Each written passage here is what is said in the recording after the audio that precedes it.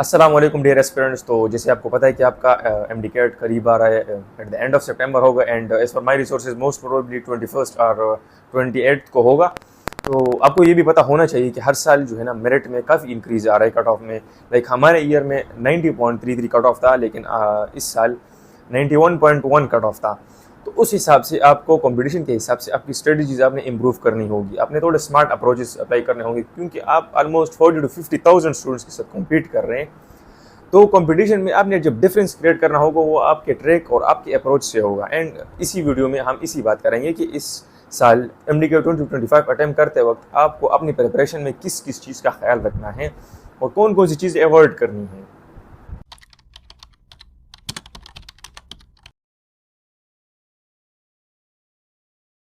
First और सबसे important thing जिसका आपने ख्याल रखना है वो आपके पास जो गिवन टाइम है उसमें आपकी सिलेबस की मैनेजमेंट है। अगर आपने इसमें एक या दो दफ़ा सिलेबस कवर कर लिया तो आप एंड में मुझे यही कहेंगे कि सर हमसे एमसीक्यूज में बार बार गलतियां हो रही हैं या हम जो सिलेबस है वो हम भूल गए हैं। देखिए, अगर आपके पास 90 to 100 डेज है ना, और इसमें आप ये सोचेंगे कि मैं आराम से दिन में एक चैप्टर करूंगा और एंड में जो है ना मैं कोर्स बिल्कुल परफेक्टली कवर किया होगा, तो ये गलत है। एंड में आप पहला वाला काम भूल चुके होंगे या मिड में आपसे बहुत ज़्यादा गलतियां होंगी, क्योंकि ये सिलेबस बहुत वोलेटाइल है, आप वो भूल जाएंगे और इसी वजह से आप मिस्टेक्स भी ज़्यादा करेंगे।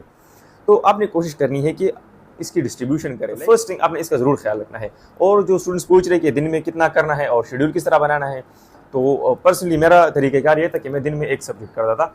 आज मैंने बायोलॉजी की है तो 2 से 3 चैप्टर्स बायोलॉजी के कवर कर लिए। डिफ़िकल्टी लेवल के हिसाब से ज़्यादा डिफिकल्ट हुए तो 1 या 2 चैप्टर, और कम डिफिकल्टी के हुए तो 3 या 4 चैप्टर्स। और उसके साथ हर चैप्टर के साथ 30 to 40 MCQs फर्स्ट रिवीजन में, आपने ज़्यादा नहीं करना, 30 to 40 मैक्सिमम इनफ है। इस तरह कल को मैंने फिजिक्स के इसी हिसाब से 2-3 चैप्टर कर लिए with 30 to 40 MCQs and move on. इस तरह आपका 40 to 50 डेज में इजीली कोर्स कंप्लीट हो जाएगा जब आप दिन में 2-3 चैप्टर्स करेंगे। बेशक आपसे गलतियाँ हो, इट्स ओके, बेशक आपकी कुछ डाउट्स हो, इट्स ओके। आपने फर्स्ट रिवीजन कंप्लीट कर ली, नेक्स्ट दोबारा आ जाए। अब आपको लेक्चर्स की ज़रूरत नहीं है तो अपने रिविजन्स पे ज़रा फोकस करना है, जो आपने गलतियाँ की थी उस पर फोकस करना है, और इसके अलावा MCQs का अमाउंट जो है ना वो आपने बढ़ा देना है। लाइक पहले 40-50 MCQs, अब 60-70 MCQs कर ले। इस तरह थर्ड रिवीजन में और भी फोकस करेंगे, MCQs ज़्यादा बढ़ाएं। तो 3 रिविजन्स के बाद आपको कोर्स तो रिटेन होगा, लेकिन आपकी MCQs प्रैक्टिस भी इतनी होगी कि आप जो गलतियाँ करेंगे वो भी बहुत कम करेंगे। सवाल जो स्टूडेंट्स बहुत ज़्यादा पूछते हैं कि हम फिजिकल एकेडमी ज्वाइन करें या ऑनलाइन एकेडमी ज्वाइन करें। देखिए, मेरा पर्सनल ओपिनियन तो ये है ना, मेरे एक्सपीरियंस के मुताबिक कि physical academy it's just not a loss of money but a loss of time, loss of energy. पहले तो आप आते जाते हैं तो उसमें भी आपका काफ़ी टाइम और एनर्जी वेस्ट हो जाता है। उसके बाद कंसेक्यूटिवली 5 आवर्स की क्लासेस होती है, तो उसके बाद आप इतने ड्रेन होंगे कि वो रिवाइज करना भी मुश्किल हो जाएगा, और हर रोज़ 5-5 घंटे की क्लासेस, तो उसको फॉलो अप करना भी थोड़ा मुश्किल हो जाता है इंसान के लिए, क्योंकि एक दिन आप बीमार हो सकते हो, एक दिन हो सकता है कि कोई टॉपिक मुश्किल हो उसमें आप स्टक हो जाओ, तो ये मसला होता है। सो आई रिकमेंड कि आप यूट्यूब से प्रिपरेशन करें। यूट्यूब के लेक्चर्स, आपके मल्टीपल लेक्चर्स अवेलेबल हैं, फ्री, बिल्कुल फ्री में हैं, और आप जहाँ बैठे हो, जहाँ स्टडी कर रहे हो अपने रूम में आराम से वहाँ पर देख सकते हैं। इसके अलावा ये भी फैसिलिटी यूट्यूब में है कि आपको सपोज़ एक चैप्टर की समझ नहीं आ रही, वो आप मल्टीपल टीचर से भी कर सकते हैं। जो यूट्यूब के टीचर सबसे बेस्ट है उन सब की लिस्ट जो है मैं आपको डिस्क्रिप्शन में डाल दूंगा, वहाँ से आप एक स्क्रीनशॉट ले लें और उसी से प्रिपरेशन करें, जिसके साथ आप सबसे ज़्यादा कंफर्टेबल होंगे। मैं मल्टीपल टीचर्स डाल दूंगा एक सब्जेक्ट के लिए, तो जिसके साथ आप सबसे ज़्यादा कंफर्टेबल हुए उसी को ही आप फॉलो करें।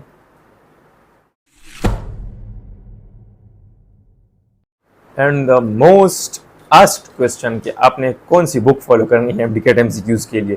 देखिए, बुक्स जो है ना मैंने बहुत सारी ट्राई की। मैं इस तरह था ना कि FSC में जिस बुक का नाम मैंने सुन लिया वो मैंने ख़रीद लिया, क्यूरियोसिटी को सेटिस्फाई करने के लिए मैंने कोई 15-20 किताबें तो ली हुई थी। लेकिन जब मुझे आखिर में ऑनलाइन एकेडमीज़ का पता चला तो मैंने फिर वो की और बुक्स मैंने सारे स्किप कर दिए। तो इन दोनों के एक्सपीरियंस के बाद मुझे जो बात रियलाइज हुई वो ये कि MCQs की जो बुक है ना वो कम्प्लीटली आउटडेटेड है, उसका इतना यूज़ अभी नहीं है केएमयू एमडीकेट के लिए। वो बेसिकली डिज़ाइन किए गए थे ईटा के लिए, और आपको पता है कि केएमयू एमडीकेट जो है ना वो ईटा से काफ़ी डिफरेंट है। सो आई रिकमेंड कि बुक्स की बजाय आप ऑनलाइन एकेडमीज प्रेफर करें, क्योंकि उसके साथ एक्सप्लेनेशन भी होता है, उनके साथ एक लर्निंग मैनेजमेंट सिस्टम भी होता है रिकॉल के लिए, और उसमें आपको ज़रा मटेरियल भी मिल जाता है। बुक आप डिफरेंट बुक्स आपको बाई करनी पड़ेंगी, पास पेपर आपको अलग से बाई करने पड़ेगा। इसके वजह एक अकाउंट ले ले तो उससे आपको काफ़ी काम चल जाएगा। लाइक KVK के लिए जो है ना ई प्रिपेयर एकेडमी है, और फिजिक्स इन सेकंड है, इस तरह इंजीकॉन एकेडमी है। और अगर कोई मुझसे पर्सनली पूछ रहा है कि इसमें सबसे बेस्ट कौन से हैं, तो वो मैं कहूँगा कि ई प्रिपेयर एकेडमी सबसे बेस्ट है। उसका रीज़न ये है कि वो जस्ट 4000 में आपको मोर देन 70,000 MCQ ऑफर कर रहा है विद एक्सप्लेनेशंस।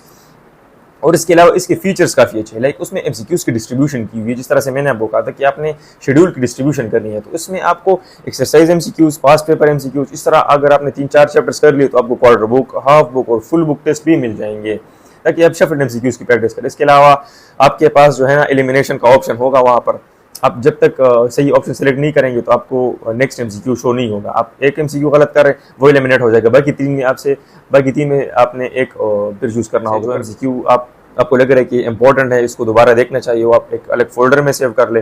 रिकॉल MCQ को आप फ्लैश कार्ड्स में डाल ले।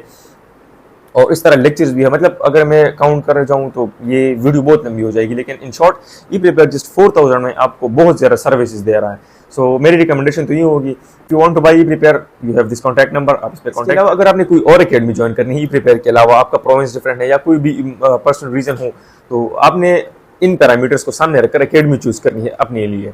नंबर फर्स्ट के उसके MCQs कितने अथेंटिक है, कितने वैलिड MCQs है, उसमें गलतियां तो नहीं है वगैरह। द सेकंड थिंग कि उसमें एक्सप्लेनेशंस कितनी है, लाइक ई प्रिपेयर मैं इसलिए रिकमेंड करता हूँ क्योंकि इसकी एक्सप्लेनेशन ऐसी है कि आपको बिल्कुल उस टॉपिक का कॉन्सेप्ट बिल्कुल क्रिस्टल क्लियर हो जाएगा। अब जरा सब्जेक्ट वाइज गाइडलाइन की बात करते हैं। सबसे पहले जो स्टूडेंट को मसला होता है वो इंग्लिश होता है। इंग्लिश में सबसे ज़्यादा मार्क आई है ज़्यादातर स्टूडेंट्स, और सबसे ज़्यादा टेक्स्ट भी इसी के आ रहे हैं कि इंग्लिश का कोई तरीका बता रहे। देखिए, अगर आप रूल्स को मेमोराइज करें ना तो रूल्स बहुत ज़्यादा है इंग्लिश में, आप भूलते जाएंगे। तो मैं इस तरह करता था कि रूल के बजाय मैं उसके एग्जाम्पल को याद करता था। एग्जाम्पल को याद करना ईजी होता है, आप कोई फनी एग्जाम्पल बना ले और उससे जो है ना MCQ को याद कर ले, उस रूल को याद कर ले। तो जब आपके सामने कोई MCQ आएगा तो MCQ का जो स्टेटमेंट होता है उसको इस एग्जाम्पल से कंपेयर करें, खुद ब खुद आपको आइडिया हो जाएगा कि यार वो रूल उसके एग्जाम्पल तो इस तरह था और ये इस तरह है। कंपैरिजन से आपको पता चल जाएगा कि इस MCQ में कौन सा एरर है या फिर उस MCQ में कौन सा ब्लैंक आ रहा है। इसके अलावा एग्जाम्पल से आपको आसानी से रूल भी याद आ जाएगा, स्ट्रक्चर, क्योंकि मेन चीज़ जो है ना वो स्ट्रक्चर होती है, तो एग्जाम्पल से स्ट्रक्चर बहुत आसानी से मेमोराइज हो जाएगी। तो इंग्लिश के लिए आप कोशिश करें कि ये अप्रोच आप अप्लाई करें। नाउ द सेकंड, फिजिक्स में जिन स्टूडेंट्स को मसला है वो याद रखिए कि physics is all about practice. जितना आप ज़्यादा प्रैक्टिस करेंगे उतना ज़्यादा आपको आएगा कि MCQ को अप्रोच किस तरह करते हैं, उतनी ज़्यादा आपकी कैलकुलेशंस प्रिसाइज होगी, उतने ज़्यादा आपके कॉन्सेप्ट्स क्रिस्टल क्लियर होंगे, उतने ज़्यादा आप नए MCQs के साथ एक्सपोजर होगा आपका। और फिर ई टाइम में जिस तरह का भी MCQ आएगा, मुश्किल आएगा, कैलकुलेशन वाला आएगा, कॉन्सेप्ट वाला आएगा, ट्रिकी आएगा, तो वो सब आप सॉल्व कर पाएंगे। तो कोशिश करें फिजिक्स में आपने मेन फोकस जो है ना MCQs का करना है। हर चैप्टर के साथ 100-200 MCQs एक साथ पे कर लिया करें। इवेंचुअली आपकी खुद ब खुद मिस्टेक्स भी रिडिकेशन होगी, आपका जो थिंकिंग सर्कल है वो भी इंप्रूव होगा, खुद ब खुद अपने MCQ सॉल्व कर पाएंगे। बायोलॉजी के लिए आपने अप्रोच ये रखनी है कि अनलाइक फिजिक्स जहाँ पर आपने ज़्यादा प्रैक्टिस करनी थी, बायोलॉजी में आपने ज़्यादा फोकस रिविजन्स और रीडिंग पे देना है। लाइन बाय लाइन गौर से पढ़ा करें बुक को। जितना ज़्यादा आप बुक को रीड करेंगे उतना ज़्यादा वो आपको रिटेन होगा, जितना ज़्यादा आपको रिटेन होगा उतना ज़्यादा आपको रिकॉल करना आसान होगा। तो जब आपके सामने MCQ आएगा आपको बहुत इजीली याद आ जाएगा कि हाँ ये लाइन मैंने वहाँ पर पढ़ी थी उस चैप्टर में, क्योंकि आपने वो मल्टीपल टाइम पढ़ी होगी, तो खुद ब खुद आप उसको सही करेंगे। क्योंकि जो ईटा, MDCAT, KMU, इन सब का मेन फोकस बायोलॉजी में ये होता है कि स्टूडेंट्स को फैक्ट्स मेमोराइज करना आता है या नहीं, उसको रिटेन करना आता है या नहीं, वो आपकी मेमोरी को चेक कर रहे हैं। और मेमोरी उसका जो सीक्रेट है वो रिविजन्स है। जितना ज़्यादा आपने रिवाइज किया होगा तो ज़्यादा आपने रिटेन किया होगा। तो biology is all about that. Chemistry के हवाले से जो स्टूडेंट्स पूछ रहे हैं, तो केमिस्ट्री याद रखिए, केमिस्ट्री में फिजिक्स और बायोलॉजी वाली दोनों अप्रोचेज होनी चाहिए। लाइक फिजिकल केमिस्ट्री वो ज़्यादातर फिजिक्स की तरह है, फार्मूलास है, कॉन्सेप्ट्स हैं। इस तरह ऑर्गेनिक और इनऑर्गेनिक केमिस्ट्री है वो बुक की तरह है, बायोलॉजी की तरह।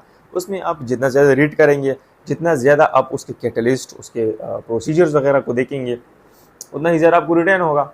सिमिलर इनऑर्गेनिक केमिस्ट्री भी इसी तरह है। तो केमिस्ट्री में जो है ना दोनों कॉन्सेप्ट्स को अप्लाई कर लिया करें।